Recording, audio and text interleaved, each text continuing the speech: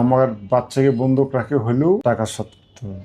আপনার বাচ্চাকে বন্ধক রেখে হলেও টাকা দিতে হবে। আর এর জন্য আপনি হসপিটালেও গেছিলেন কিডনি ব্যাসের জন্য। তখন আমি ভাবি যে না, একটা কিডনি বেশি ঢাকা শহরে অনেক ভালো ভালো মানুষ আছে যে একটা কিডনি বিনিময়ে যদি আমাকে এই ঋণ থেকে উদ্ধার করে বা আমার সবকিছু জিনিসটা বুঝে। যে বাবার সাথে যেতাম ইট ভাঙতে, খুব ছোট ছিলাম। মা হচ্ছে দুইটা করে দুইটা চারটা রুটি দিয়ে দিত আর গুড় দিয়ে দিত বাবাকে আর আমাকে। অনেক দূরে দূরে যেতে দিত। বাবাকে আমি নিজের হাতে মানে আমার মায়ের খুন করছি ভাই। কেন যে ইয়ং চ্যাংরা একটা থাকতে যদি বাবা বিনা চিকিৎসায় মারা যায়, এটা কিছু না ভাই, এই জীবনে কিছু নেই। এনজিওর লোকরা বলছিল যে আমার বাচ্চাকে বন্ধক রাখে হলেও টাকা শোধ করতে হবে। আপনার বাচ্চাকে বন্ধক রেখে হলেও টাকা দিতে হবে, তাছাড়া কোনো বুদ্ধি নেই। আর এর জন্য আপনি হসপিটালেও গেছিলেন। আমি ঢাকায় চলে আসছিলাম। আসার পর হচ্ছে আপনার যখন বাসা থেকে সারাদিন এরকম কান্দাকাটি চিল্লাপাল্লা। আমার মা হচ্ছে একজন হার্টের পেশেন্ট, 3 বছর থেকে চালাচ্ছি তাকে। হার্টের ওষুধ মানে ওষুধ খেলে চালাচ্ছি। তো ঠিকমতো ওষুধ দিতে পারতেছি না। ডাক্তার বলছে একবেলা যদি নাও খাই থাকেন কোনো সমস্যা নেই, কিন্তু ওষুধ বন্ধ করা যাবে না। কিসের জন্য? যে আমার বাবাও হঠাৎ করে মারা গেছে, একবারে বিনা চিকিৎসায় মারা গেছে। কোনো প্রকার আমি কিছুই করতে পারিনি। হাসপাতাল নিয়ে গেলেই বাঁচে যেত, কিন্তু এমন অবস্থা ছিল আমার যে ভাড়াটাও ছিল না যে হাসপাতালে নিয়ে যায়। ডাক্তারে বলছিল যে আপনি স্ট্রোক করছে, কালকে আপনার আসতে কোন হিসেবে নিয়ে আসে। আপনি এই যে এত অর্থনৈতিক কষ্টের কথা বলতেছেন, হইলটা কেমন করে, শুরু হলো কেমনে? সেটা হচ্ছে আমি অনেক দরিদ্র ফ্যামিলির একজন ছেলে। ছোট থেকেই কাজ কাম করি, বাবার সাথে ইট ভাঙার কাজ টাজ করে বড় হয়েছি। জি। হওয়ার পরে আপনার মোটামুটি স্বাভাবিকের দিকে কষ্ট মষ্ট যেমন করে সংসার চলতেছিল। একটু কিছু বড় হওয়ার পর ঠিকমতো পড়ালেখা করতে পারি নাই। প্রাইমারিটা কোনোরকম পাস করছি 2 লাখ টাকা দিয়ে। এইভাবেই চলতেছিল, ভালোই চলতেছিল। এদিকে পাশাপাশি গরু ছাগল পুষতেছিলাম। যেহেতু আমরা ছিলাম হচ্ছে একটা ইন্ডাস্ট্রি এলাকা, আমাদের নিজস্ব কোনো জমি ছিল না। আমাদের কোয়ার্টারই থাকতাম। এটা হচ্ছে আপনার দিনাজপুর জুট প্রেস বলে। আচ্ছা। পাট প্রেস, আগেকার ব্রিটিশ আমলের। তো ওই যেহেতু কোয়ার্টার থাকি, আমাদের একটু সুযোগ ছিল যে আমরা গরু আসর ভিতরে অনেক বড় এরিয়া ছাড়ে দিতাম, ভিতরে খাওয়া দাওয়া করতে, এই জন্য খরচাটা একটু কম লাগতো। এইভাবেই চলতেছিল, ভালোই খারাপ না। আমার প্রায় 4টার মতো বিদেশি গরু ছিল, ছাগলও ছিল অনেক। চলতেছিলাম মোটামুটি, বাইরে কাজ কাম করতেছিলাম, এদিকে ফ্যামিলি চলতেছিল, সব দিকে ভালোই চলতেছিল। তো মোটামুটি একটু বয়স হয়ে যায়।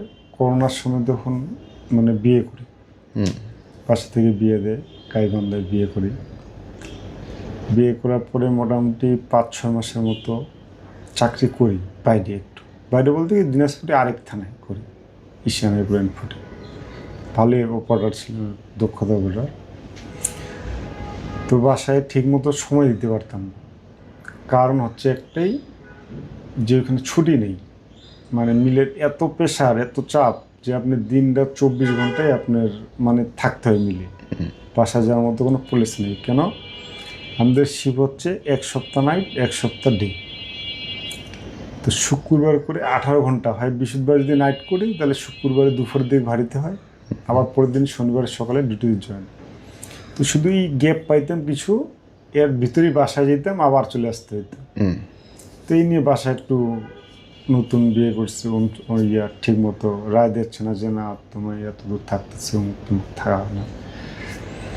কোনো মিল থেকেও ছুটি দেয় না, মিলের চাপ খুব। পরে হচ্ছে ভাবলাম যে তাহলে কিছু করতে হবে, নিজে এলাকায় করি।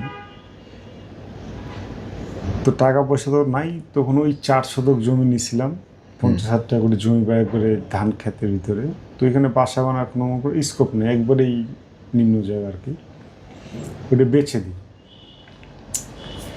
বেচে দেওয়ার পরে ভাবলাম তাহলে ব্যবসা শুরু করি। যেহেতু আমাদের এলাকা ইন্ডাস্ট্রি এলাকা, খুব ভালো মানে সব রকমই ব্যবসা চলে এখানে। তখন ব্যবসা শুরু করি, টুকটাক ব্যবসা করতেছিলাম। প্রথম অবস্থা যেহেতু জানি না। ব্যবসাতে মাইর খাইলেন কেমন করে? শুরুটা হচ্ছে আপনার একজনের মারফতে ঢুকি। যেহেতু আমি একবারই নতুন, যখন আইডিয়া নেই, উনি ওই ব্যবসা করতো, করার পরে ডিভোল্ডার হওয়াতে তো উনার জানা আছে যেহেতু এটা হচ্ছে তুষের ব্যবসা। আপনার ধানের যে তুষটা আছে, ধানটা ছাড়াই পরে মিলে তুষ পাওয়া যায়, ওটা দিয়ে হচ্ছে আপনি কুড়া তৈরি করে, খড়ি তৈরি করে, এগুলো মিল থেকে কিনে ওই পাড়িদেরকে আমরা দিই। দিলে মোটামুটি আমাদের কি 10 পয়সা করে থাকি। 10 পয়সা থাকলে দেখা যাচ্ছে 50 বস্তা হচ্ছে একটি 5 ভ্যান, একটা 10 টাকা করে নেয়, 250-300 টাকা করে একটিভই থাকে। দিনে 5টা পর্যন্ত টিপ মারা যায়, তাহলে সেই 1200-1500 টাকা করে আমাদের লাভ হয়। খারাপ না সারাদিনে। তো ওই হেরাফেরি করতে গিয়ে ওই যার সাথে আমি ঢুকছিলাম ওই আমার 40,000 টাকা মানে আটকা দেয় কি হয়তো ওই পাড়ি গাছে, তখন তো আমি নতুন একবারে ফার্স্ট টাইম যে যাই না, হয়তো পাড়ি গাছে নিচে বলছে আমাকে যে এইরকম টাকাটা আসছে ওর কাছে, পাইতেছি না, উঠিতে পারতেছি না। পরে এখান থেকে আমি আলাদা হয়ে যাই, হয় আমি নিজেই আরেকটা পাড়ি ধরি, ওনার সাথে নিজেই ব্যবসা শুরু করি। পারলাম না, মাল নেই দিই। তো ওই ফিরে আমার কাছে সেম একটা কাহিনি করে কি প্রত্যেক দিন 5 টিপ করে ঢুকে, মানে 250 বস্তা তুষ ঢুকে। আমার প্রত্যেক দিন হিসাব না করে খাতা আছে আমাদের পার্মানেন্ট, উনি লেখা দেয় কত টাকা দিচ্ছে, কত টাকা মাল ঢুকতেছে। দিনে এরকম 60,000-70,000 টাকা করে মাল ঢুকে। 3-4 দিন পর হিসাব করে, সবগুলো কিন্তু স্কেল কপি থাকে। তো হঠাৎ 4 দিন মনে হয় গ্যাপ দেওয়ার পরে আমার একদিনের স্লিপ 5 টিপ ভুষের দাম 60,000 কি 55,000 টাকার মতো মারা দেয়, আমি বুঝতে পারি না। আর এদিকে আমি স্থানীয় হওয়াতে এমন কোনো মিল নাই যে আমাকে এমন কোনো মাল দিত না তুষ, যে কোনো মিলে আমি ফোন দিলি হ্যাঁ ঠিক আছে ভ্যান পাঠাই দেবো, মাল নাও, ভ্যান নিয়ে আসতাম, পাড়িকে মাল দিতাম, পাড়ি টাকা দিত, টাকা উঠে দিতাম। খুব ভালো, মানে খুবই ভালো সম্পর্ক, সব মিলের সাথে খুব ভালো ব্যবসা করি। সেম কাহিনটা 1-1.5 সপ্তাহ পর আবার করতে চাই আমার সাথে। 60,000 কিন্তু আমার চলে গেছে। এটা কিন্তু আমার সব থেকে বড় দোষ, আমি নিজেরটা স্বীকার করি যে আমি সব মৌখিক হিসাব করতাম, আমার কোনো কাগজ কলম কিচ্ছু ছিল না। মিল থেকে কত মাল কত টাকা, মানে উনি বলছে যে দিয়ে দিছে টাকা, তো আপনি বিশ্বাস করে নিছেন? হ্যাঁ না ও লেখছে কিন্তু একদিনের হিসাব, মানে একদিনের স্লিপটা উনি হিসাবটা উঠায় নেই। আচ্ছা, বাকি 4 দিনে উঠে দিচ্ছে, 5 দিন গ্যাপ রাখছে, কিন্তু আমি জিনিসটা ধরতে পারি না। আমার করছে টাকা নেও, টাকা নিচ্ছে, খাতা লিখে দিচ্ছে যে এই যে তোর টাকা নিয়ে যাও আজকে, কালকে নাও, আর ভাই মালটা উঠাই দেন। আচ্ছা ঠিক আছে উঠা যাবে, সমস্যা নেই। ইভেন যে 5 দিন গ্যাপ দিয়ে দেয়, দেওয়ার পরে 4 দিনেরটা উঠায়, একদিনের টাকাটা আমার মারছে। ওইখানে একটা বড় দোষ। সেকেন্ড হচ্ছে সেম 1 সপ্তাহ পরে আবার এই চান্স নিয়েছিল। তখন আমি মানে আমার মাথায় একটা যে একজন যে এত টাকা আমার তো কমার কথা না, কিন্তু আমি সব মিলে মাল নিতাম বাকি, মানে বাকি বলতে মিলে ফোন দিয়ে দিতাম, সব কিন্তু ফোনেই ব্যবসা। যে ভাই ভ্যান গেল, হ্যাঁ ঠিক আছে পাঠাই দাও, দিল, বিকালবেলা কালেকশন করে দিয়ে আসি মিলি। তো সেম মানে এই কারণে আমি বললাম আমার দোষ, আমি মিলে কত টাকার মাল নিচ্ছি, কত টাকা দিচ্ছি এইটা নেই, জাস্ট ওরা মিলের হিসাবটা মিলে করে, আমার হিসাবটা আমি করি। সেম এরকম যখন আবার করে নিরাপদ পরবর্তী, তখন আমি দেখি এক্সচেঞ্জে আমার আবার 60-70 হাজার টাকা নাই। ব্যাপার কি, এটা তো আমার হওয়া সম্ভব না। তখন কিন্তু আমি ধরে ফেলি যে ভাইটা হিসাবটা ভুল হচ্ছে, কে এত টাকা মাল দিচ্ছে। আমি বলছি না, এখানে কে আসছে দেখেন, 5 দিনের টাকা উঠবে, আপনি 4 দিনে উঠাচ্ছেন। এই করে আমি বাসায় আসছি, আমার ফিরকি একটা অভ্যাস ছিল, সব স্লিপ করে আমি বাসায় থয়ে দিতাম, প্রায় 1 বস্তার মতো ছিল, সব বাই করে তারিখ মিলেই দেখে একদিনের গেট দিয়ে দিচ্ছি। সম্ভবত 19 তারিখে আমার খেয়াল আছে। তখন 19 তারিখে স্কেল কপি 5টা আমি দেখাই যে ভাই দেখেন 19 তারিখে, বলছে না 19 তারিখে তো ওই কেউ মাল আসে না, আমি বললাম ভাই আপনাদের সিসি ক্যামেরা আছে দেখেন। পরে উনি আর ট্রান্সফারেই টাকাটা উঠে গেছে অলরেডি। তাহলে শিওর হয়ে গেলাম 60,000 টাকা ঘাটতি, এদিকে 60,000, এনে মার দিল 40,000, 1 লাখ টাকা অলরেডি চলে গেল, আর থেকে 1 লাখ। তার আগেই হচ্ছে আমার বোনকে দিয়েছিলাম বিয়া গাইবন্ধে, বোনের স্বামীটা মারা যায় একটা বাচ্চার থেকে। পরে আবার তারই ছোটো ভাইয়ের কাছে বিয়া দিই। এই ব্যবসা চলাকালীনই আবার ওই ছোটো ভাইটা আমের ফলে ব্যবসা করতো, নওগাঁ থেকে গাইবান্ধে আনার সময় ট্রাক অ্যাক্সিডেন্ট হয়ে ছোটো ভাইটাও মারা যায়।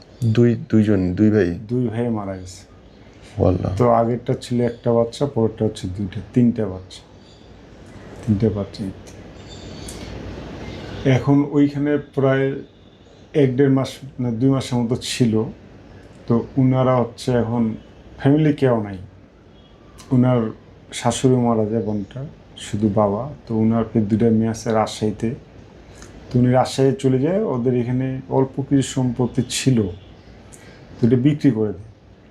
তো বলছিল যে তাহলে এই নাতি তিনটার কী হবে, মানে আমার তিনটে ভাগিনার, এই 3 বাচ্চাদের। তো বলছিল ঠিক আছে, তোমরা একটা জায়গা দেখো, যদি সেরকম আমি জায়গার জন্য কিছু টাকা দিতে পারি, কিন্তু এমনি হাতে টাকা দিব না। পরে হচ্ছে আপনার 1 লাখ টাকা করে 3 জনকে 3 লাখ টাকা দিচ্ছে। তা আমি একটা জমি পাইছিলাম 1 লাখ টাকা করে শতক, 4.5 শতক আছে, নিলে 4.5 শতকে নিতে হবে, না হলে দিবে না ওরা 3 শতক। তখন বাধ্যতা হিসেবে, যেহেতু এখন এরা জমি ছাড়া টাকা দিবে না, যদি টাকাটা নষ্ট হয়ে যায় তখন আমার 3টা এতিম বাগিনা আছে, কী হবে, বিপদে পড়ে যাবে। তখন আমি আমার পকেট থেকে 1.5 লাখ টাকা দিই, 3 লাখ টাকা 4.5 শতক জমি কিনে দিই। কিনে নেওয়ার পরে ওইটাও ধানি জমি ছিল। তখন আবার ওরা চলে আসে। তখন আমাদের এই কোয়ার্টারের জন্য জায়গায় ছিলাম বললাম, ওইখানে আবার প্রায় 40-45-60 টাকার মতো একটা ঘর বানিয়ে দিই, একটু বেশি এরিয়া, একটু ফাঁকা জায়গায় টিন সেট দিয়ে বানিয়ে দিই থাকার জন্য। চলে আসে। তো এই যে আমার টাকাগুলো ঘাটতে হওয়া শুরু হয়ে গেল। টাকা কিন্তু না 1 লাখ টাকা ছিল, এদিকে 40 লাখ ঢুকে গেল, আবার এদিকে 1.5 লাখ। এই টাকাটা ঢুকছি যে মিলারের কাছে, মাল নিয়ে আমি, বাকি সব আসে পরে টাকা দিই, সব মিলার পরিচিত স্থান নিয়োজিত আমি। আমার ঘাটতি পড়া শুরু হয়ে গেল। এদিকে ঢুকে গেল 1.5 লাখ টাকা দিয়ে জায়গা নিলাম, এদিকে 40,000 টাকা দিয়ে একটা বাড়ি বানিয়ে দিলাম। এখন আশপাশের লোক করছে যে এমন জায়গা যে তুমি যদি এখন মাটি না ঢুকাও, পরে যদি কখনো বাড়ি বানাইতে চাও পারবা না আর বাড়ি বানাইতে, একবারে খাল জমি। আর এখন একটু গেপ আছে, ওই গেপ দিয়ে টলি ঢুকবে। তখন বুদ্ধি না পাইয়া দেখলাম, ভাবে শুনি সবাই বললো যে না আসলে ঢুকালে এইটাই চান্স। তখন বড় ধান কাটা, আমি দেখিনি, বড় ধান কাটা শেষ, 60 টলি মাটি ফেলে, আবার 70,000 টাকার মধ্যে এনে মাটি চলে যায় আমার। 1100 টাকা না 1200 টাকা টলি নিয়েছিল, মানে টলি যে পার্টিলে বড় ট্র্যাক্টরগুলো। এই যে তখন মিলে আমি চাপে পড়ে দিনে, মানে সব জায়গায় খাল করে গেলাম। তখন এই এনজিও থেকে আরেকটা এনজিও, বা 2টা এনজিও ছিল, ছোট লোন ছিল তখন। তখন আরেকটা এনজিও নিয়ে 3টে এনজিও থেকে লোন নিয়ে তখন এই ব্যবসায় ঢুকে ব্যবসা চালাচ্ছে। ব্যবসা তো চালাইতে হচ্ছে, ব্যবসা তো আর কোনো বুদ্ধি নেই আমার। ব্যবসা না করলে তার কারণ আমি কিছু করতেও পারবো না, মিলে গেলেও আমার সংসার চলবে না। কেন যে 3 বাচ্চা, একটা বিধবা বোন, মা বাবা, এদিকে ভাই আছে, কোনো রকম টুকটাক কাজ করতে পারে, করলে করে, নাই গোটা ফ্যামিলিটাই এক চান্সে আমাকে চালাইতে হচ্ছে, তাছাড়া কোনো বুদ্ধি নেই। এই চলছে মোটামুটি। চলতে চলতে হঠাৎ করে মা একদিন খুব অসুস্থ হয়ে যায়, ব্যবসা অবস্থা, রানিং অবস্থা, খুবই অসুস্থ হয়ে, মানে নিঃশ্বাস নিতে পারতেছে না। তখন ফোন আসলাম বাসায়, আসে শুনলাম যে কী অবস্থা, এই অবস্থা, যে মার খুব গুরুতর অবস্থা। হাসপাতালে নিয়ে গেলাম। তখন ডাক্তার ছিল মেডিকেলে 7 দিন না 8 দিন, ওইখানেও আবার সেম 20-25 হাজার টাকা খরচা হয়ে যায় মেডিকেল। হওয়ার পরে এই করতে করতে আপনার সর্বমোট লোন হলো কত? এমন সময় গেছে, আমি শেষে আসিয়া হিসাব করলাম, আমার মাসিক লোন ছিল প্রায় 70,000 টাকার মতো। কিস্তি? কিস্তি। ওরে বাবা। মাসে। এখন শোধ দিতে পারছেন কত? শোধ দিতে পারছি অনলি 3টা ছোট ছিল, শোধ গেছে, আর 4টা আছে। মানে এখন টোটাল 4টা লোন আছে আপনার? 4টা লোন আছে। কত সব মিলে কত, প্লাস মাইনাস? সি ব্যাংকে নেওয়া ছিল 3 লাখ, এদিকে আশা নেওয়া ছিল 1,80,000, আর হচ্ছে আপনার এইখানে আছে 1,80,000। আপনি হসপিটাল ঘুরছিলেন কিডনি ব্যাসের জন্য, এইটার কি কাণ্ড? এইটার কারণ হচ্ছে যে সর্বশেষ যখন আমি ঋণের মাহাজনে পড়ে যাই, তারপরও আমি, যেহেতু আমার কাজ জানা আছে, আমি কাজ পারি, আর আমি কিন্তু মানে খুব ভালো মানের কাজ জানি। আমাদের এখানে যত মিলটির আছে, ওই ছোটোখাটো যারা গুঁড়া বানায় আর কি, আমাদের এইদিকে বাইরে করে কুড়া, আমরা বলি গুঁড়া। তো এগুলো অনেক মেশিন আছে যে সমস্যা হলে সোজা আমি মানে মিউচুয়াল করে দিতে পারি। তখন আমি করলাম কি, ব্যবসার পাশাপাশি এইগুলো কাজও শুরু করে দিলাম। কাজও করি, আবার হচ্ছে আপনি ব্যবসা করি। একবার শেষ মুহূর্তে আসে যখন আমার তুষের ব্যবসাটা বন্ধ হয়ে যায় 1 বছর আগে, যে ওই মিলে যখন আমি আর ঠিক মতো টাকা দিতে পারতেছি না, এদিকে ভ্যান স্টাফ হচ্ছে 5 জন, 5 জনকে প্রত্যেক দিন টিপ দিতেই হবে 5টা, না হলেও 4টা।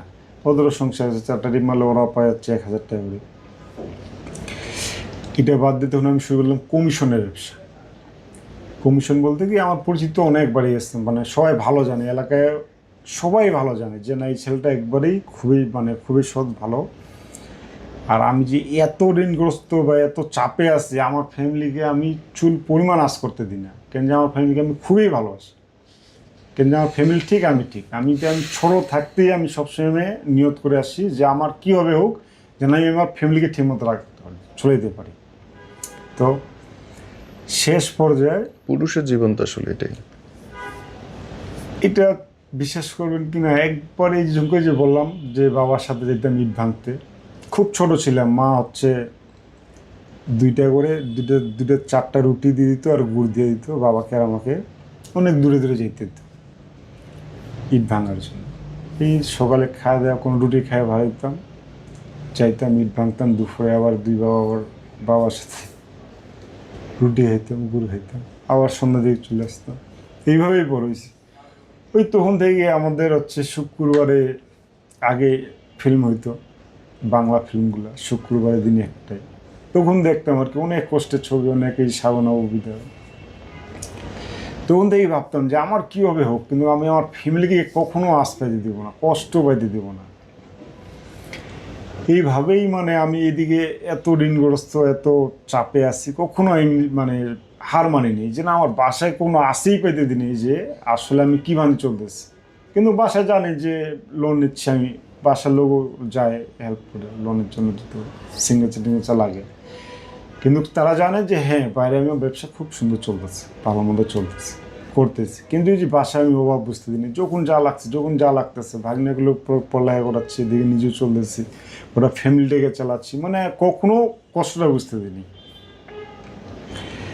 শেষ পর্যায়ে আসে যখন আমি কমিশনে, খুব ভালো ব্যবসা একটা দেখলাম, একটা গাড়ি লোড দিলে 4,000, এটা আমার বেশি। আর এখানে আমার 1 টাকাও ক্যাশ লাগতেছে না, জাস্ট ফোন দিল, হ্যাঁ দাদা কী খবর, এই মাল আসছে মুখ জায়গায়, কোয়ালিটি ভালো আছে, এই রেট ঠিক আছে, একটা গাড়ি লোড দো, 20 টন দিয়ে দিলাম, উনি অ্যাকাউন্টে লাগাই দিল, আমার কমিশন 10 টাকা বস্তায় 4,000 টাকা পাই যাচ্ছে। আর যদি একটু পলিশ খাটাই আমি 20 টাকা রাখতে পারি, তাহলে 8,000 টাকা, মানে খুব সুন্দর। এই যে আমার যে প্রায় 70,000 টাকার মতো লোন, মাসিক কিস্তি, বুঝতে পারতাম না, সুন্দর চলতেছিলাম। এদিকে আমার দেখাচ্ছে কিস্তি তো অনেক, 4-5টা, একটা শত হয়ে গেছে, এখান থেকে কিছু টাকা নিয়ে থুয়ে দিচ্ছি, থুয়ে কিস্তি চালাচ্ছে, আবার এদিকে ব্যবসা ঠিক মতো না, এদিক দিয়ে চালাচ্ছি, মানে চলতেছিলাম। কিন্তু শেষ পর্যায়ে একবারে ফিনিশিংয়ে আসে যখন আপনার হচ্ছে এই যে সরকার যাওয়ার আগে সরকার যখন গেলই আর কি, তখন টোটালি 1 মাস একবারে স্তব্ধ, মানে কোনো ব্যবসা বাণিজ্য কাজকাম কিচ্ছু নেই। তখন তো সব একটা চাপ শুরু হয়ে গেল, সব পেনজুলো ভাই, কিস্তি। তখন আস্তে আস্তে বাসাও যা শুরু হয়ে গেলো, তখন বাসার লোক দেখতেছে কী দিয়ে কী এত লোক আসতেছে, এদিকে তো আমার কাজ কাম কিচ্ছু নেই, মানে এদের থেকে আপনার খাওয়ার মতো আর কোনো বুদ্ধি হচ্ছে না। আর ঠিক তখনই বাবা একদিন হঠাৎ একটু অসুস্থ ফিল করে, তো আমার ফির কইলো ডাক দিয়ে, 2 দিন আগেই কইছিল যে আমার একটু শরীর খারাপ করতে, একটু হাসপাতাল নিয়ে গেলে যে স্যালাইন দিত।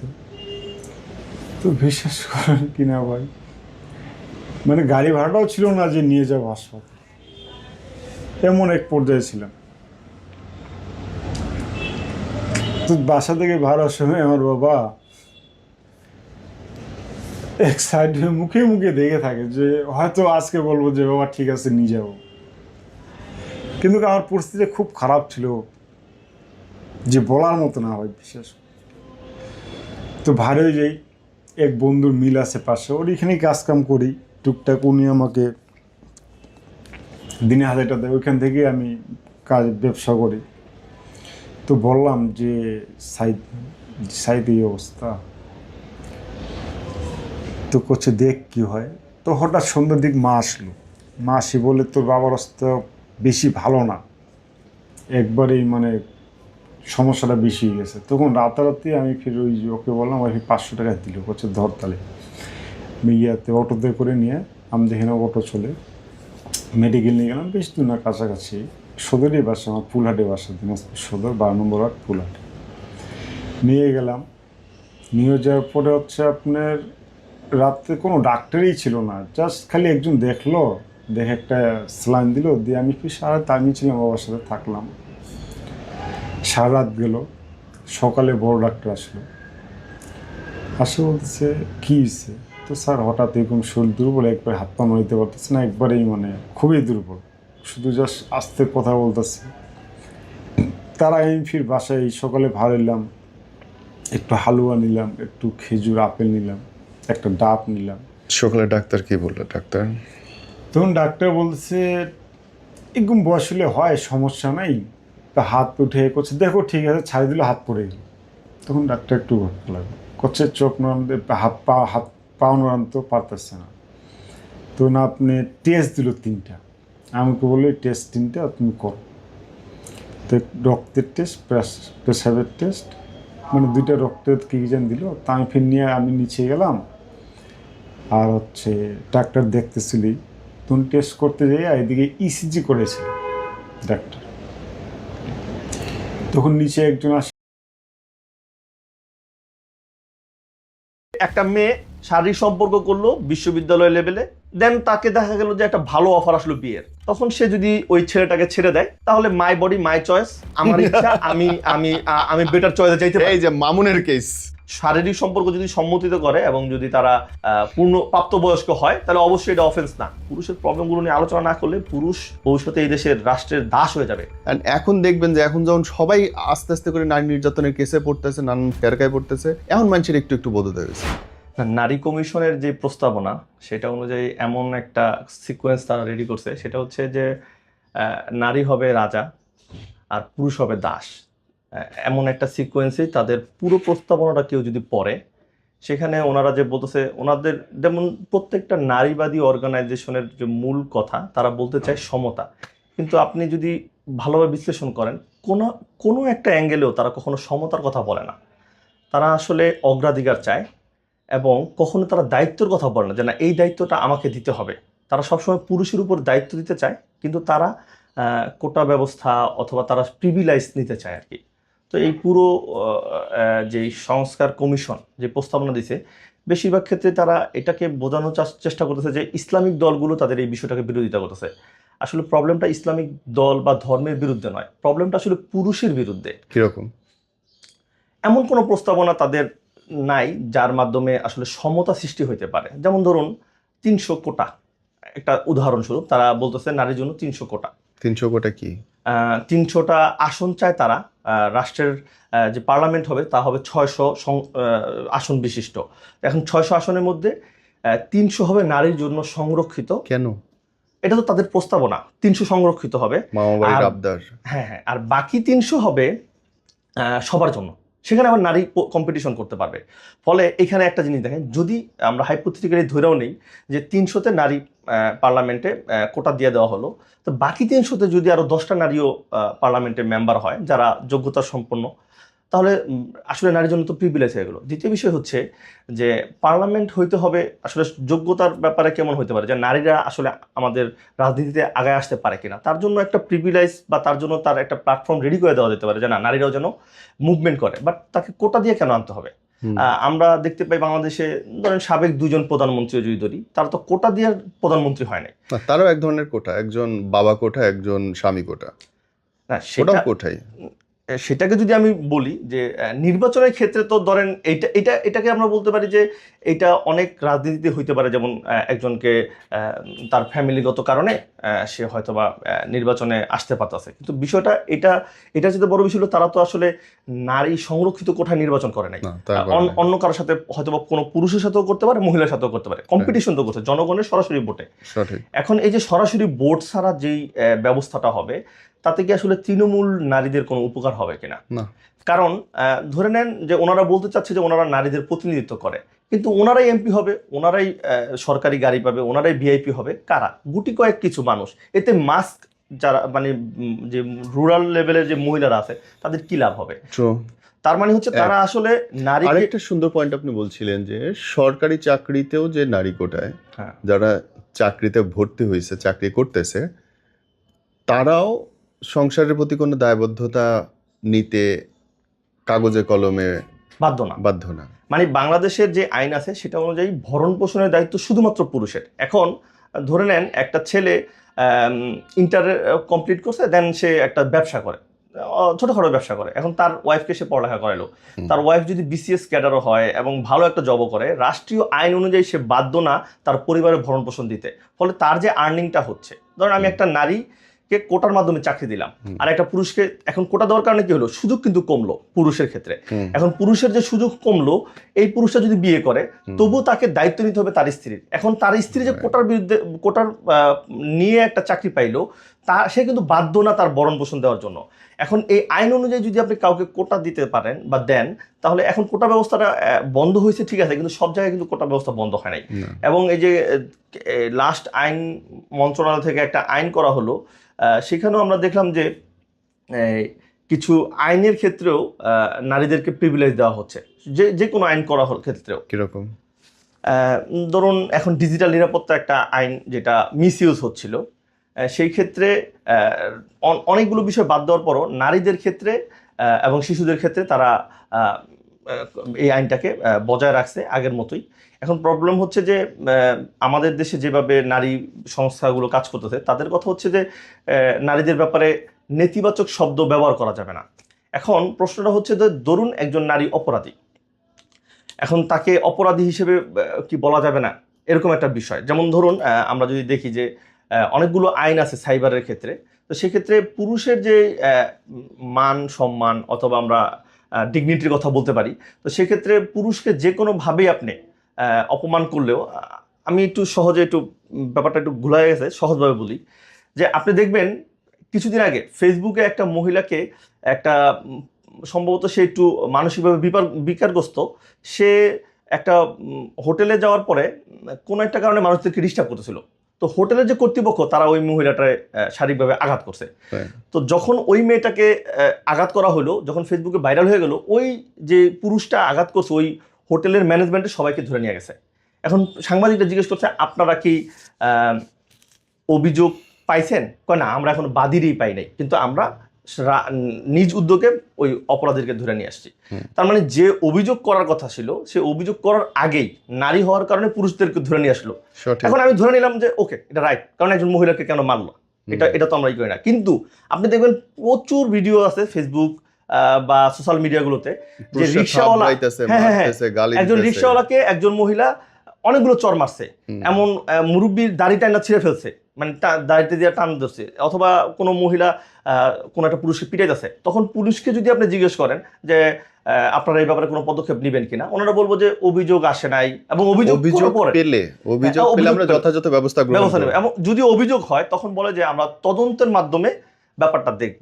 তো এই যে তদন্ত করবে, তারপরে গ্রেপ্তার করবে। এবং এই রিসেন্টলি এই সৌদি আরবের যে রাষ্ট্রদূতের সাথে যে ঘটনাটা ঘটলো, মডেল মেঘলা, আপনি দেখেন তাকে জামিন দেওয়া হলো নারী কোটায়। মানে নারী অপরাধী হলো, তার শুধুমাত্র সে নারী হওয়ার কারণে তার প্রিভিলাইজেশন আছে, সে চাইলেই জামিন পাইতে পারে। তার মানে একজন অপরাধী সে নারী বিবেচনাও জামিন পাইতে পারে। কিন্তু পুরুষের ক্ষেত্রে উল্টো, যদি আপনি বিসিএস ক্যাডারও হন, আপনার স্ত্রী আপনার বিরুদ্ধে অভিযোগ করে, তাহলে আগে আপনি জেল খাটবেন 3 মাস, দেন আপনি প্রমাণিত হন। যদি এমন হতে পারে, বাংলাদেশের নারী নির্যাতন আইনের 95% মিসইউজ হয়, ফলে আপনি আগে জেলে যাবেন, তারপরে প্রমাণ করবেন যে আপনি আসলে অপরাধী কি অপরাধী না। তো এই যে একটা ইনব্যালেন্স, যে একজন রাষ্ট্রের মধ্যে শুধুমাত্র আমি পুরুষ হয়ে জন্মগ্রহণ করার কারণে রাষ্ট্র আসলে পুরুষ বিদ্বেষীভাবে আমাকে দেখতেছে, এবং নারী হওয়ার কারণে সে সবসময় এলিট। তার হ্যান্ডকাপ পরানোর ক্ষেত্রে, হাত করা পরানোর ক্ষেত্রে আইন আছে, নারীকে হাত করা পরানো যাবে না। কেন? এটা আইন, বাংলাদেশের আইন। তো এই যে নারীকে যে হাত করা পরানো যাবে না, তার মানে নারী অপরাধ করলেও সে এলিট। কাকে আমি পুলিশ ধরতেছে, নিশ্চয়ই অপরাধ করলে। কিন্তু নারী হওয়ার কারণে তাকে আসলে আমরা কি করতে পারতেছি না, হ্যান্ডকাপ লাগাইতে পারতেছি না। ফলে এই যে হ্যান্ডকাপ লাগাইতে পারতেছি না, তাহলে পুরুষ হলে আমাকে আগেই চোরের মতো বাইজান দিয়ে দিতেছে, হয়তো দেখা যাচ্ছে হ্যান্ডকাপও লাগাইতেছে, আবার দড়িও ই করতেছে। ফলে এই যে আমি যে পুরুষ হওয়ার কারণে 3য় শ্রেণীর নাগরিক হচ্ছি, এটা তো একটা অন্যায়। ট্রু। এখন কি বলে, পাখির বিরুদ্ধে কোনো অন্যায় হইলেও সেটার বিচার হয়, পুরুষের বিরুদ্ধে কিছু হইলে বিচার হয় না। এই যে পুরুষের যে আত্মসম্মান থাকা দরকার, এই জিনিসটাই আমাদের সোসাইটি এখন বিলিভ করতে পারতেছে না, যে পুরুষের সাথে কোনো কিছু হয়েছে।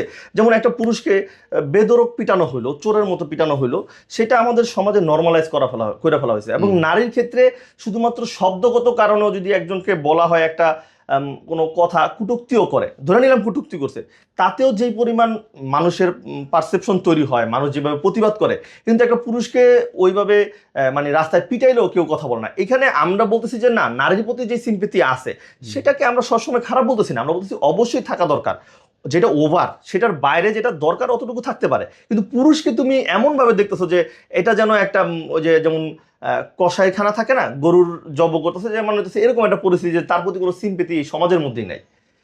এবং এই যে একটা বিষয় যে বললাম যে যে নারী সংস্কার কমিশনের যদি কেউ পুরো রিপোর্টটা পড়ে, এখানে তাদের যে প্রস্তাবনাগুলো, এমন একটা প্রস্তাবনা আমার কাছে মনে হয় না যে তারা আসলে ইকুয়ালিটির কথা বলতেছে। পুরো প্রস্তাবনাটা হচ্ছে যে তারা শুধুমাত্র নারী হয়ে জন্মগ্রহণ করার কারণে তাহলে সম্পত্তিতেও সমান অধিকার চাচ্ছে, তাহলে তো দায়িত্বটাও সমান নিতে হবে। এখন এইটাতে আমরা কয়েকদিন আগে একটা সাংবাদিকের সাথে কথা বলছিলাম, উনি বললো যে মহিলারা তো ঘরে কাজ করে। তো আমি এটাকে একটা ব্যাখ্যা দিলাম, মানে ব্যাখ্যাটা ওনারা তো প্রচার করে নাই, বাট আমার ব্যাখ্যাটা ওই যে এই জায়গায় যে ধরেন একটা মেয়ে ইন্টার কমপ্লিট করার পরেই আমাদের সচরাচর বিয়ে হয়ে যায়, তারপর আমি বললাম গ্র্যাজুয়েশন কমপ্লিটের পরে তার বিয়ে হইলো। তো গ্র্যাজুয়েশন কমপ্লিটের আগে ফ্যামিলি তার পিছনে ইনভেস্ট করে। এখন ফ্যামিলিতে কে ইনভেস্ট করে? মেয়ের বাবা অথবা মেয়ের ভাই যারা বড় থাকে তারা। এখন তারপরে যখন মেয়েটার বিয়ে হয়ে যায়, তখন ওই পরিবারের মা বাবা এবং অন্য অন্য যদি কেউ থাকে তাদেরকে কে ভরণ পোষণ দেয়? পুরুষ। এখন মহিলা তো চলে গেল আরেকজনের সংসারে, এখন সে সার্ভিস দিচ্ছে তার স্বামীকে বা স্বামীর পরিবারে। এখন সার্ভিসের ক্ষেত্রেও যদি আমি চিন্তা করি যে না, সম্পদ ওনারা বলতেছে 50% স্বামীর সম্পদও দিয়ে দিতে হবো। এখন একজন মেয়ে ইন্টার কমপ্লিট করলো অথবা অনার্স কমপ্লিট করলো, সে নিশ্চয়ই আমাদের দেশের যে প্রেক্ষাপট, সে তার সমান লেভেলের কাউকে বিয়ে করে না, সবসময় সে তার চেয়ে উপর লেভেলে একটা ছেলেকে বিয়ে করে। এখন যদি আমি কোম্পানি আইনেও চিন্তা করি যে আমি যদি 10 লাখ টাকা ইনভেস্ট করি আর আরেকজন যদি 2 লাখ টাকা ইনভেস্ট করে, তো প্রফিট কিন্তু সমান হওয়ার কথা না। তাহলে যদি মহিলার এফোর্ট থাকে, আমরা ধরে নিলাম অবশ্যই এফোর্ট আছে সংসারের ক্ষেত্রে, কিন্তু এফোর্ট কি দুজনের সমান হবে? আমরা বেশিরভাগ সময় দেখি পুরুষ কিনা, হ্যাঁ, বা তুমি ফেসবুকে তো আমাদের, আমার মনে হচ্ছে আমার ছবি দিয়ে দিয়ে ইয়ে বানাইছে, মিম বানাইছে। হ্যাঁ হ্যাঁ, আপনারও তো এগুলো সহ্য করতে? হ্যাঁ, আমরা এগুলো সহ্য করছি। এবং আপনার প্রতি আমাদের মানে এটা থাকবে যে যাদের সোশ্যাল ইনফ্লুয়েন্স আছে তাদের মধ্যে সম্ভবত আপনি একমাত্র মানুষ যে প্রকাশ্যে এটা বলতেছেন পুরুষ অধিকার নিয়ে কাজ করে। মানে আমরা চাচ্ছিলাম যে যারা সোশ্যাল ইনফ্লুয়েন্স আছে তারা কথাবার্তা বলুক, কারণ বলবে না, কেউই বলে না, সবাই নারীবাদের মুখোশ পড়া, মানে এমন সোশ্যাল ইনফ্লুয়েন্সারকে আমি চিনি যারা নিজে ভিকটিম কিন্তু তবু কথা বলে না, কারণ সে ভয় পায় যে তার কথা বলার কারণে তার যে পুরুষত্ব যে ব্যাপারটা আছে সেটাই হবে। কিন্তু আমি এটা বুঝি না, আমরা যেটা বিলিভ করি যে প্রকৃত পুরুষ তো সে যে অন্যায়ের প্রতিবাদ করে। এক্স্যাক্টলি। আমি অত্যাচারিত হচ্ছি সেটাকে লুকাইতেছি, বলতেছি না সোসাইটি আমার সাথে অন্যায় করতেছে। আমরা কিন্তু বলতেছি না যে প্রত্যেকটা পুরুষই তার স্ত্রী দ্বারা নির্যাতিত, আমি বলছি সোসাইটি আমার সাথে বৈষম্য করতেছে, রাষ্ট্র আমার সাথে বৈষম্য করতেছে। দেখেন, নারী নির্যাতনের টোটাল আইনটা আমি স্পষ্ট বলতে পারি যে এইটার মাধ্যমে একটা আইনি টেরোরিজম হচ্ছে, মানে এটাকে বলা হয় লিগ্যাল টেরোরিজম বলতে পারেন। এটা পরিকল্পিতভাবে এমন ভাবে করা হয়েছে, যেমন পারিবারিক সহিংসতা আইনে বলাই আছে যে পুরুষ হইলে তুমি বিচারই চাইতে পারবা না। পারিবারিক সহিংসতা আইনের সংজ্ঞায় বলা আছে পারিবারিক সহিংসতা বলতে এমন কোনো সহিংসতাকে বোঝানো হবে যে নারী এবং পরিবারের নারী এবং শিশু, পরিবারের অন্য কোনো সদস্য মানে পুরুষ দ্বারা নির্যাতিত হইলে সেটাই পারিবারিক সহিংসতা। এখন আমরা দেখতেছি যে না, স্ত্রী ঘুমন্ত স্বামীর লিঙ্গ কর্তন করতেছে। তাহলে লিঙ্গ কর্তনের মতো যদি আমি একটু বিপরীতভাবে চিন্তা করেন যে কোনো মহিলার ভ্যাজাইনা অথবা ব্রেস্ট কেউ কাইটা ফেললো, স্ত্রীর ব্রেস্ট, তখন সমাজ কি হইতো?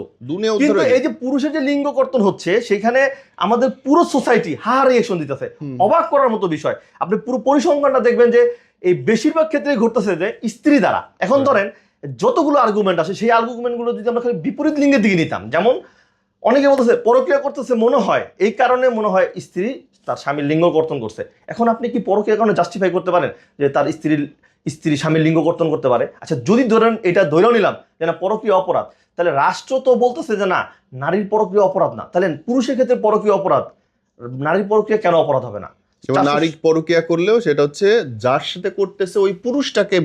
497 ধারায় বলতেছে স্পষ্টভাবে যদি কোনো স্ত্রী এই ধরনের অপকর্ম করে সেটার জন্য সে দুষ্কর্মের জন্য দায়ী হবে না।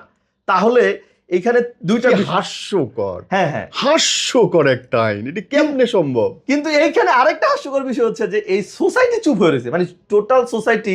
আমার কাছে মনে হচ্ছে যে পুরুষ এমন একটা পরিস্থিতি গেছে, আমরা ছোটবেলায় একটা গল্প পড়ছিলাম যে কচ্ছপ আর খরগোশের মতো এখন পুরুষ নিজেরা মনে করতেছে আমি তো খরগোশ, খুব দ্রুত আমি পারি, কিন্তু কচ্ছপ যে এই যে তার কন্টিনিউয়াসলি তার প্রসেস, এই যে নারী কমিশনের যে পুরো প্রস্তাবনা, সেখানে আমি বলি যে যদি 30% তারা বাস্তবায়ন করে, যেমন অনেকেই বলতেছে যে না তাদের কি সবই অযৌক্তিক, আমি বলবো একটাও যৌক্তিক না, সমস্তটাই অযৌক্তিক। কিন্তু তবুও কি হবে, লাস্টে কি হতে পারে, সর্বশেষ হবে কি তারা 50% 20% যাই হোক নিয়ে দেবে। এবং তাদের এটা পলিসি, চায়নাতে একটা পলিসি আছে, ফরেন পলিসি, সেটা হচ্ছে ওরা কি করে, কোনো জায়গা যদি দখল করতে চায় তাহলে প্রথমে 20 কিলোমিটার দূরে যায়, তারপর যখন একটা গ্যাঞ্জাম লাগে ওই রাষ্ট্র যখন বলে, যেমন ইন্ডিয়ার সাথে একবার ওরা 20 কিলোমিটারের মতো ভিতরে এসে পড়ছে, তো 20 কিলোমিটার না, সরি একটা হাইপোথেটিক্যালি দৌলাম আর কি, যে 20 কিলোমিটার ভিতরে এসে পড়ছে, তখন ইন্ডিয়া বললো, বেটু দিল যে না তোমরা বেশি এসে, তোমরা আমাদের এলাকা দখল করছো, তখন তারা 10 কিলোমিটার পিছনে এসে পড়ছে।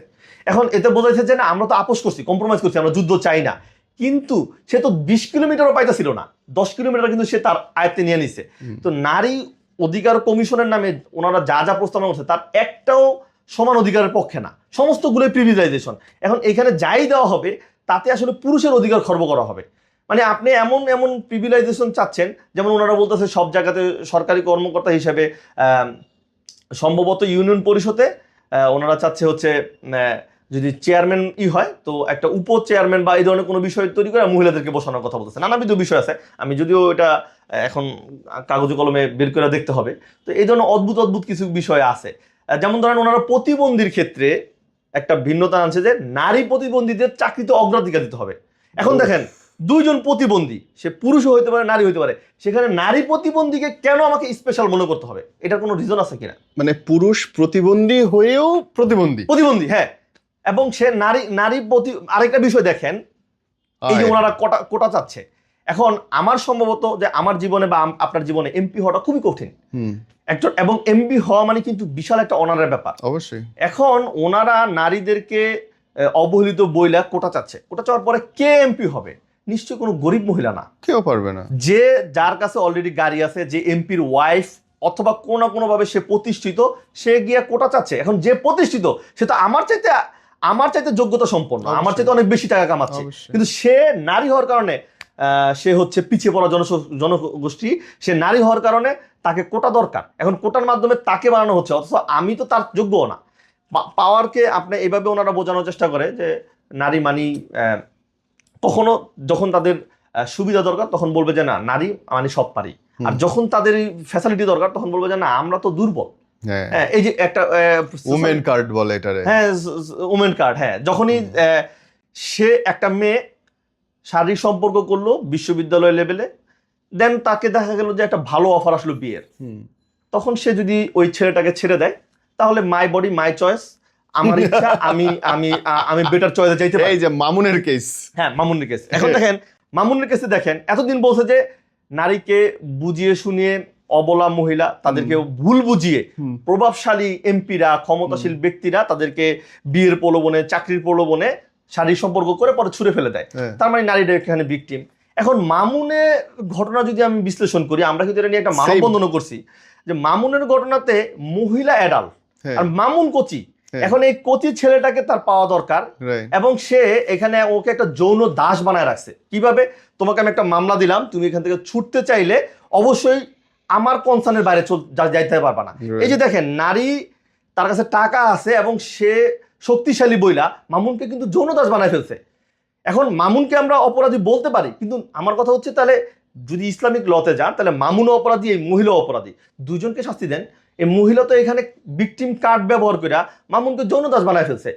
সো এই যে দেখেন অনেক এলিট মহিলারা পুরুষদেরকে যৌন দাস বানাইতেছে, কিন্তু তাদের কোনো শাস্তি হবে না। কিন্তু এইটা যদি কোনো প্রতিষ্ঠিত পুরুষ করে তখন তার চরিত্র খারাপ, সে লুচ্চা, এবং তার কি হবে, চাকরি থাকবে না। সে যদি কোনো ভালো পজিশনে থাকে, দেখেন সবচাইতে রাজনীতিতেও সবচেয়ে বড় একটা অস্ত্র হচ্ছে এই নারী কার্ড। শারীরিক সম্পর্ক যদি সম্মতিত করে এবং যদি তারা পূর্ণ প্রাপ্তবয়স্ক হয় তাহলে অবশ্যই এটা অফেন্স না, অফেন্স হইতেই পারে না। হ্যাঁ সেটাই তো, হইতেই পারে না, হইলে দুইজন হবে নাহলে হবে না। হ্যাঁ, এখন যখন এইবারকা এই গভর্নমেন্ট এটাকে একটু সংশোধন কইরা 7 বছরের শাস্তি করলো, দেন আমরা এইড ফর ম্যান ফাউন্ডেশনের পক্ষ থেকে এটাকে হাইকোর্টে রিট করছি এবং রুল জারি হয়েছে, এবং আমরা আশাবাদী যে এই ধরনের একটা আইন বাংলাদেশে চলতে পারে না, কারণ এটা টোটালি একতরফা ভাবে একজনের হাতে অস্ত্র দিয়ে দেওয়া হয়েছে। কিছু হইলেই দিব কিন্তু একটা, হ্যাঁ তো তুমি দাও, দুজনের অপশন দাও, পুরুষও মামলা করার অপশন দাও। রাইট। এই যে মামুনের ক্ষেত্রে যা ঘটতেছে, মামুনের জায়গায় যদি শুধুমাত্র সে মেয়ে হতো, ছিল জাতি এতদিনে আন্দোলনে নেমে যাইতো। আমরা আরো 5-6 বছর আগে একটা রিক্সাওয়ালা একটা তরুণী মেয়েকে, যার বয়স ওই সময় 20-22 ছিল, ওই তরুণী মেয়েকে প্রলুব্ধ করে বিয়ে করছে, এরকম একটা বিষয় আসলো। তো সবাই ভাবতেছিল যে এইখানে মেয়েটাকে প্রলুব্ধ করছে, কিন্তু মেয়েটা ভিডিওতে বলতেছে না আমি স্বেচ্ছায় আসছি। তারপরে 15-20 দিন পরে দেখলাম যে ওই লোকটাকে গ্রেপ্তার করে নিয়ে গেছে। মানুষ ওই মেয়েটাকে বোঝাইলো যে না তুমি ভুলে আছো, ওই পুরুষ তো তোমাকে বিভিন্নভাবে ভুল বোঝাইছে।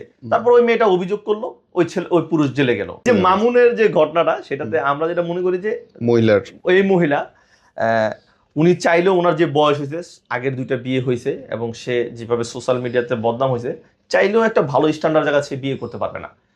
হ্যাঁ, হয়তো ওনার সাথে আবারও কেউ লিভিং এ থাকতে চাইবে, এরকম হইতে পারে, কিন্তু তাকে ওইভাবে বিয়ে করতে চাইবে না। ফলে তার কাছে অপশন কমে আসছে। এখন সে চাইতেছে যে না, তাহলে আমার তো। এখন আপনি আমাকে বলেন তো, পুরুষরা কোন কোন আইনে কোন কোন ধারায় খুব সহজে আটকানো সম্ভব? এখন একটা তো আমরা বুঝলাম হচ্ছে 400। দেখেন, যদি আপনি শুরু থেকে আমরা বলি যে আপনি পুরুষ হয়ে জন্মগ্রহণ করছেন, তাতে আপনি কি কি প্রবলেমে পড়বেন। প্রথমত ধরেন, ইফটিজিং এর জন্য প্রমাণের প্রয়োজন হয় না। একটা মেয়ে বলবে আমাকে ইফটিজিং করছে, তাইলে এনাফ। তার মানে ইয়াং যখন আছেন, যখন আপনি মাত্র টিনেজার হইলেন, তখন আপনাকে কোনো মেয়ে ফাঁসাতে চাইলে শুধুমাত্র বলবে আমাকে ইফটিজিং করছে, তার জন্য তেমন কোনো ডকুমেন্টারি প্রয়োজন নাই। ফলে আপনি প্রথমে জেলে চলে যেতে পারেন। দ্বিতীয় বিষয় হচ্ছে, একটু বড় হইলেন, আপনি একটা রিলেশনে জড়াইলেন।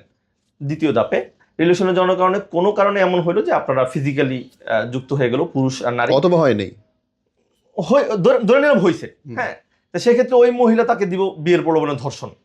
এখন ওই মেয়ে যদি আবার ছেলেকে বিয়ে না করে, তাহলে ছেলের কিছু করার নাই। মাই বডি মাই চয়েস, এবং ওই মেয়ে চাইলেই করতে পারে। এবং নারীবাদীদের যে কনসেপ্ট, সেটা হলো মেয়ের ভার্জিনিটি নিয়ে প্রশ্ন করা যাবে না।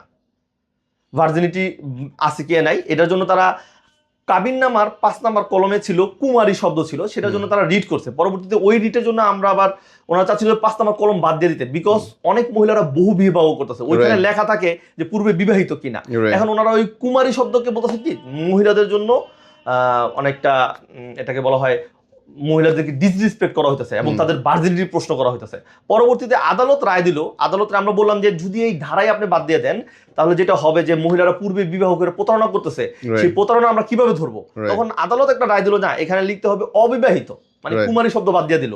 তার মানে মহিলার ভার্জিনিটি নিয়ে প্রশ্ন করা যাচ্ছে না। এবার আসেন যে আমরা বিয়ে করলাম, বিয়ের পূর্বে কি কি ধর্ষণ, কি কি মামলা খাইতে পারে? ইফটিজিং এর মামলা খাইতে পারে এবং বিয়ের প্রলোভন ধর্ষণ মামলা খাইতে পারে। এবার 2জন ছেলে মেয়ে টিনেজার, দুজনই পালায় গেল প্রেম কইরা। এখন ছেলের বিরুদ্ধে হবে অপহরণ মামলা এবং ধর্ষণ মামলা। যদি ওনারা কোনো জায়গাতে গিয়ে ধরেন 7-8 দিন থাকলো, তাহলে ধর্ষণ মামলা। এখন পালাইলো 2জন, প্রেম করলো 2জন, মামলা শুধুমাত্র পুরুষ, ছেলে এবং ছেলের পরিবারের এবং তার বন্ধু বান্ধবের বিরুদ্ধে হবে। কি কি মামলা হবে? অপহরণ। এবং আপনারা জানেন কিনা, বাংলাদেশে অপহরণের 84%ই এই ধরনের অপহরণ প্রেম গঠিত। তাহলে দেখা যাচ্ছে কি আসলে এটা অপহরণই না, দুজনের সম্মতিতে গেল, সেটা দিয়ে আবার অপহরণের যে পরিসংখ্যান সেটাকে বড় করা হইতেছে। এবং সেখানে ওনারা আন্তর্জাতিকভাবে বলতে চাইছে যে নারী অপহরণ বাংলাদেশে বেশি, অথচ এটা তো অপহরণই না, এটা তো প্রেম গঠিত ঘটনা।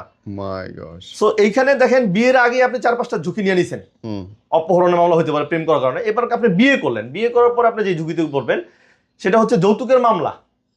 আপনার সাথে স্ত্রীর সাথে কোনো কারণে ঝামেলা হয়েছে, আপনি খাইবেন যৌতুকের মামলা। এখন এই যৌতুকের মামলাতে ডকুমেন্টের প্রয়োজন নেই, 11 গ ধারা, এবং 11 গ ধারা এরকম ছিল যে সবচেয়ে বেশি মিসইউজ। এখন এটাকে আমরা বলছি যে এটা অজামিনযোগ্য ধারা থেকে জামিনযোগ্য ধারা করে দিতে। 11 গতে বলা আছে যে ফুলা মানে ব্যথা অথবা থাপ্পড়। এই ক্ষেত্রে কি হয় যে 11 গ ধারাটা কি করে, ওরা যায় একটা মেডিকেল সার্টিফিকেট নেয়, কারণ এখানে গ্রিভিয়াস হার্টের প্রয়োজন হয় না।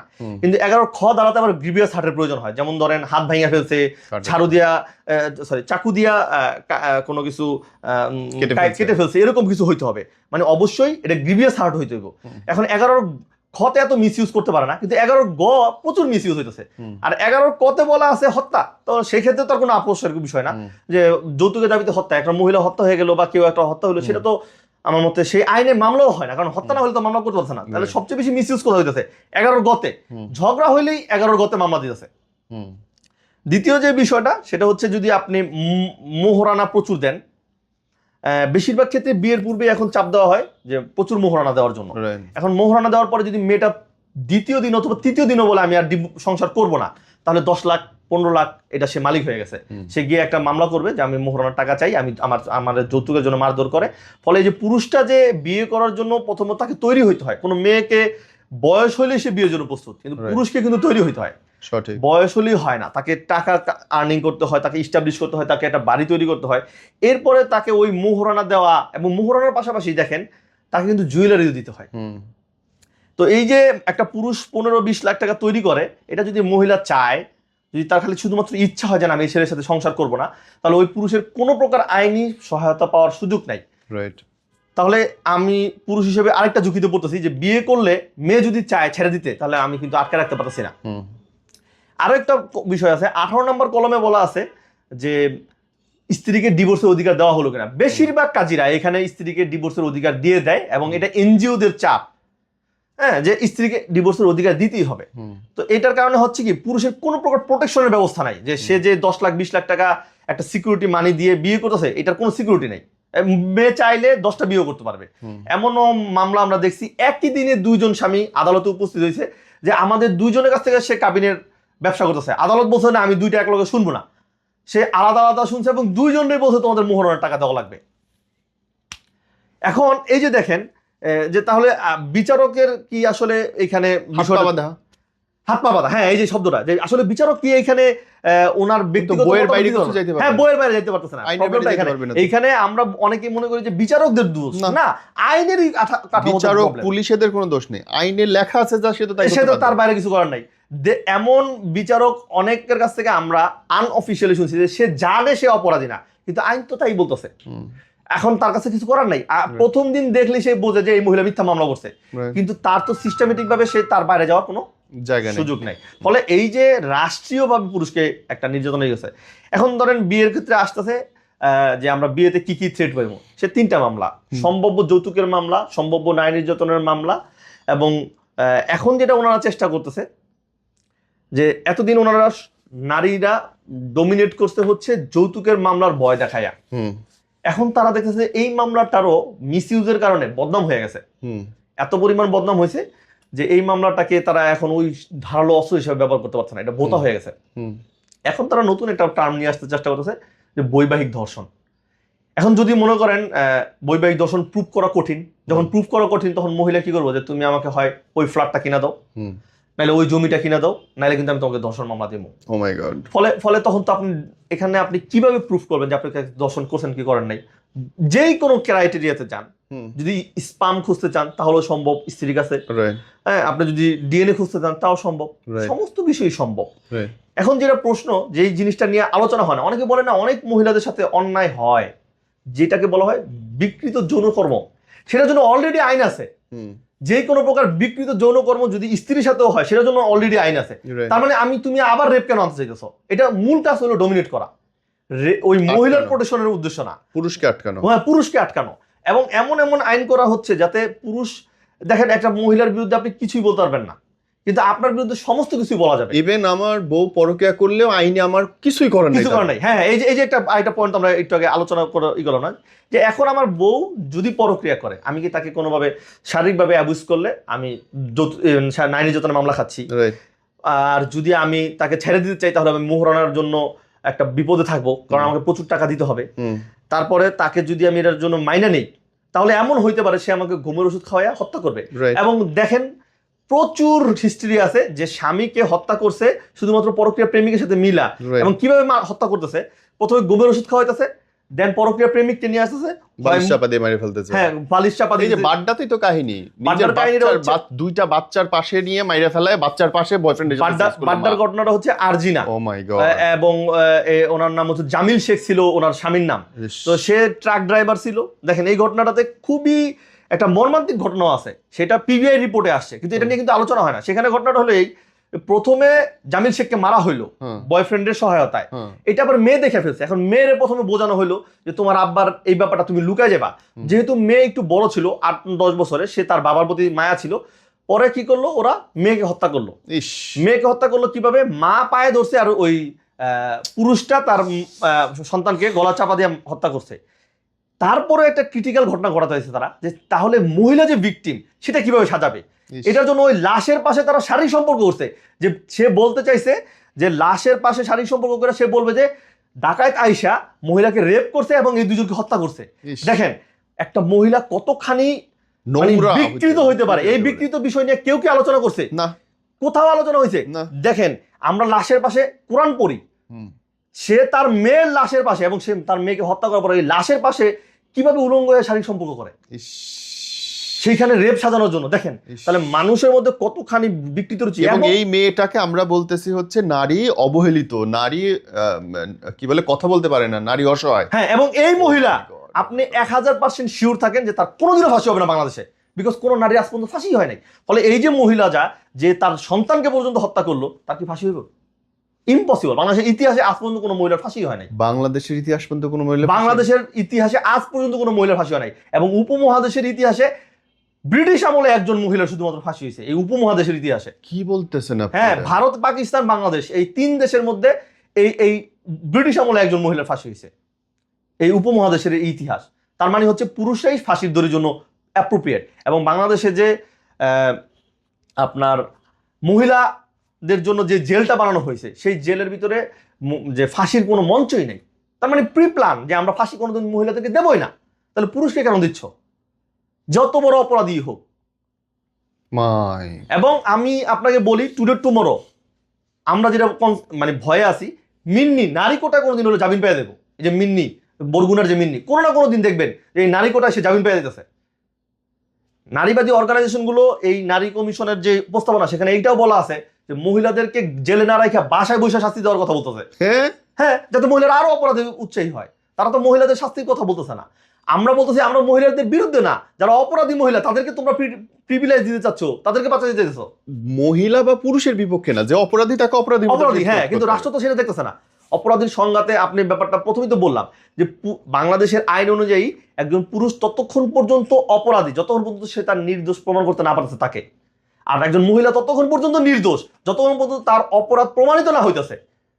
মানে তার মহিলাকে প্রমাণের আগে জেল দিতে পারবেন না, আর পুরুষকে প্রমাণ করার আগে জেল থেকে বেরোতে পারতেছে না। দুইটার ভিতরে 2 সিকোয়েন্স তৈরি করে ফেলছে। সেটা তো হইতে পারে না, সেটা তো চলতেছে, কথাই বলে না। এটা মানবাধিকার বিরুদ্ধ। পুরা এই আইন নারী নির্যাতনের আইনি মানবতা বিরুদ্ধ। মানে পুরুষ তো এই বিষয়ে কথাই বলতেছে না। নারী নির্যাতনের প্রোটেকশন দেওয়া, আপনার প্রতি ন্যায় করার মানি এই না যে আমার সাথে অন্যায় করতে হবে, এটা তো ওইটা হইতে পারে না। আপনার সাথে নারীর প্রতি ন্যায় মানি হচ্ছে নারীকে যেই সকল বিষয়গুলোতে অন্যায় হচ্ছে সেখানে সুবিধা দেওয়া, কিন্তু নারীর হাতে এমন একটা হাতিয়ার তুলে দেওয়া হয়েছে যেটা আসলে পুরুষের সাথে অন্যায় হবে, সেটা তো ন্যায়ের জন্য করা হয় নাই, সেটা পুরুষকে সাহায্য করার জন্য করা হয়েছে। মাই গড ব্রাদার, লাস্টে যদি কিছু বলার থাকে। লাস্টে আমরা যেটা বলতে চাই, আপনাকে ধন্যবাদ জানাই, পাশাপাশি আমরা চাচ্ছি যে কোনো মতে আসলে পুরুষের প্রবলেমগুলো নিয়ে আলোচনা করা যায় কিনা। যারাই আছে বাংলাদেশে পুরুষের প্রবলেমগুলো নিয়ে আলোচনা না করলে পুরুষ ভবিষ্যতে এই দেশের রাষ্ট্রের দাস হয়ে যাবে। এখন 3য় শ্রেণীর নাগরিক আমরা কেন বলি? 1ম শ্রেণীর নাগরিক হচ্ছে নারী। যদি রাষ্ট্রপতিও হয়, তার স্ত্রী তার বিরুদ্ধে অভিযোগ দিলে এই আইন অনুযায়ী রাষ্ট্রপতিকেও জেলে যেতে হবে। তার মানে রাষ্ট্রপতির চাইতেও একজন নারী এই দেশে সুপিরিয়র। 2য় শ্রেণীর নাগরিক কারা? যারা এলিট, টাকা পয়সা তাদের আছে, তাদের আদালতে যাওয়া লাগে না, তারা অনেক টাকা খরচ করে প্রবলেম সলভ করে নিতে পারছে। তাহলে পুরুষ কেন 3য় শ্রেণীর নাগরিক? পুরুষ হচ্ছে যারা ম্যাঙ্গো পিপল, তাদের জন্য আগে জেলে যাও, তার সাথে ট্রিট হবে 3য় শ্রেণীর নাগরিকের মতো। তো আমরা যারা বাংলাদেশের মোরাল পুরুষ আছি, একদম মোটামুটি যারা আছি, তারা আসলে 3য় শ্রেণীর নাগরিক। তাদের অধিকার বলতে কিছুই নেই। তারা শুধু বুঝতেছি যে যেমন নারী অধিকারের কথা যেটা বলা হয়, পুরুষ যে বলে না, এটাই তার জন্য অন্যায় হয়ে যেতেছে। না বললে তার প্রবলেম সলভ হবে না। রাইট, না বললে প্রবলেম সলভ হইতে হবে। পুরুষকে বলতে হবে, নিজের জন্য বলতে হবে, পরবর্তী প্রজন্মের জন্য বলতে হবে। হ্যাঁ, এই বিষয়টা একবার যদি আইন পাস হয়ে যায় তাইলে কিন্তু আপনি শেষ।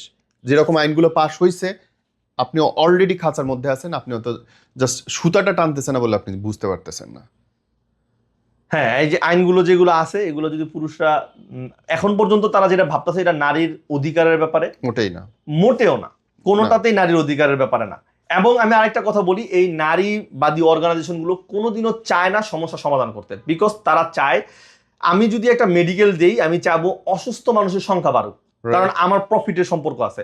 নারীবাদী অর্গানাইজেশনগুলো তারা জানে না যে এগুলো প্রবলেম হইতেছে, এই যে নারী নির্যাতনের যে আইন, তার যে মিসইউজ হচ্ছে, তারপরে তারা যে উপস্থাপনাগুলো করছে তা যে একপাক্ষিক, তারা জানে না। অবশ্যই জানে, বাট তারা হলো ভিনদেশি এজেন্ডা বাস্তবায়ন, ভিনদেশি ফান্ড পাওয়ার জন্য তারা পরিকল্পিতভাবে এগুলো চাপাইতেছে এবং তারা কখনোই চায় না নারীদের উন্নয়ন। বিকজ নারীদের যদি সত্যিকার অর্থে তারা পরিসংখ্যান দেখায় যে নারী দেখেন তারা কি টেকনিক্যাল শব্দগতভাবে তারা কিভাবে পুরুষদেরকে ব্রেন ওয়াশ করতেছে। তারা বলতেছে যেখানে আমরা জানি যে নারী নির্যাতনের 95% মিথ্যা মামলা, ওনারা বলতেছে কি 95% মামলায় নারীরা রায় পায় না। তার মানে কি মামলা হলেই পুরুষকে শাস্তি দিয়ে তৈব? তার মানে দেখেন তারা যে মিস ইউজ হচ্ছে সেই মিস ইউজটাও তার পক্ষে নিতেছে। বিকজ তারা বলতেছে কি যে 95% মামলা